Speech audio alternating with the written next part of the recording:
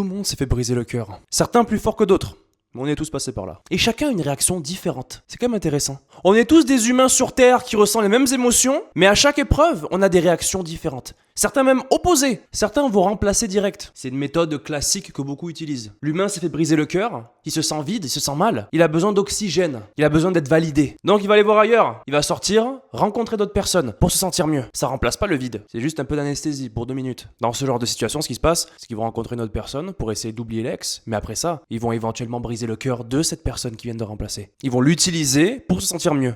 Jusqu'au jour où l'ex leur manque, où ils se sont lassés. Parce que toute la relation s'est bâtie sur quelque chose d'instable. Sur je suis pas bien dans mon corps, je suis pas bien dans ma peau, je suis instable et tu vas m'aider à me sentir mieux. Un amour se crée pas de ça. Donc la personne qui s'est fait briser le cœur va ensuite briser le cœur d'une personne. Et c'est une chaîne. Ça continue comme ça, c'est un cycle pour tout le monde. C'est intéressant quand même. Hein. Beaucoup d'hommes vont faire ça. Un homme qui s'est fait briser le cœur, il va rencontrer une autre femme. Direct. Il va pas perdre une seconde. Il veut pas se sentir seul. Il a mal au cœur. Donc il va avoir l'air d'avoir passé à autre chose. Mais quelques mois passent et d'un coup il ressent un vide en lui. Il recontacte son ex parce que là d'un coup il lui manque. Sauf que cette femme-là, elle avait mal au début, mais elle est passée à autre chose. Pendant que lui maintenant il pleure, il est pas bien. Et c'est trop tard. Une autre personne au cœur brisé, elle va utiliser le détachement. Elle va commencer, sa réaction va être beaucoup plus saine, mais potentiellement négative sur du long terme. Elle va se concentrer sur elle-même. Elle a eu le cœur brisé. Après tout ce qu'ils ont vécu, d'un coup, il y a plus rien, c'est fini. Elle va s'occuper, faire des activités. Essayer de se raconter une histoire pour se dire que je vaux mieux que ça. Cette personne me méritait pas. C'est la meilleure manière. Se dire des choses dans le cerveau pour penser qu'on mérite plus que ça. Dévaloriser la personne en même temps, mais se valoriser plus. Ça aide beaucoup. Donc plus le temps passe, plus la personne passe réellement à autre chose. Jusqu'au jour où elle se lève un matin et cette personne n'est plus dans sa tête. C'est fini. Et c'est là qu'elle se rend compte que waouh, ok, j'ai réellement passé à autre chose. Pendant des jours et des jours, chaque matin, il y avait toujours ce goût amer dans la bouche de j'ai encore le cœur brisé. Et là, d'un coup, plus rien. Et ça vient graduellement. Il y a aussi une autre réaction qui se passe. Le côté négatif de ça, c'est qu'un jour, cette personne, quand elle va aller dans d'autres relations, elle va se détacher en 2 secondes. Elle va être capable d'être un peu comme un psychopathe. Je m'attache, je me détache. Je m'attache, je me détache.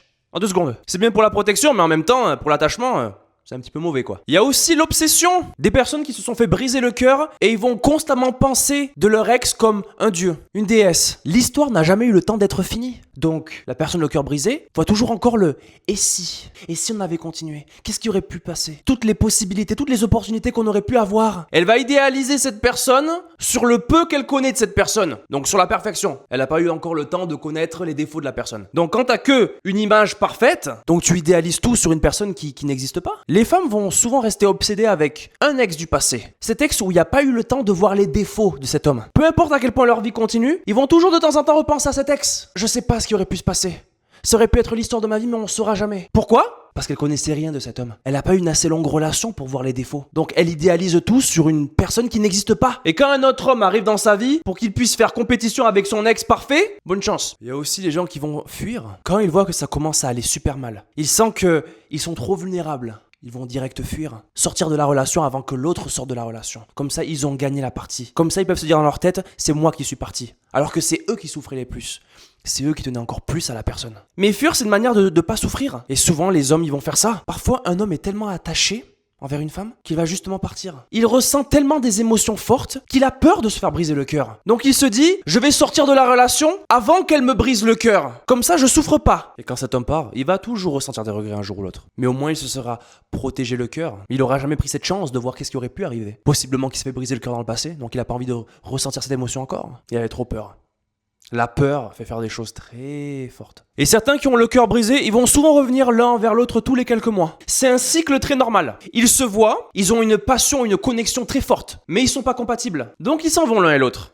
Quelques mois passent, il ressent un vide intérieur, et d'un coup, boum, ils ont envie de ressentir une sensation forte. Donc ils retournent vers la personne dont l'histoire est pas trop finie. C'est une addiction constamment. Et ce cycle-là peut durer des années, jusqu'au jour où un des deux sature en premier. Il y en arrive un moment où un des deux en peut plus. C'est bon, toujours le même cycle, toujours la même chose, on se voit un peu, on a un peu de fun, et là, boum, encore c'est les mêmes problèmes.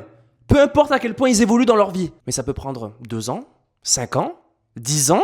Ça peut être très long. Une femme qui a le cœur brisé pour la toute première fois, ça va être quelque chose qui va la transformer pour toujours. Parce qu'elle se rend compte que, après toutes les bonnes choses qu'elle a fait, elle n'était pas assez. L'homme l'a pris pour acquis et s'en foutait d'elle complètement. Après toutes les étapes qu'elle a traversées, tous les moments où elle a fait des efforts, il est quand même parti. À partir de ce moment-là, elle se rend compte qu'elle pourra jamais complètement être en sécurité avec un homme. Et ça la change complètement ça. C'était Mansour d'Oréal. Je vous revois lundi prochain pour une nouvelle vidéo. Ciao.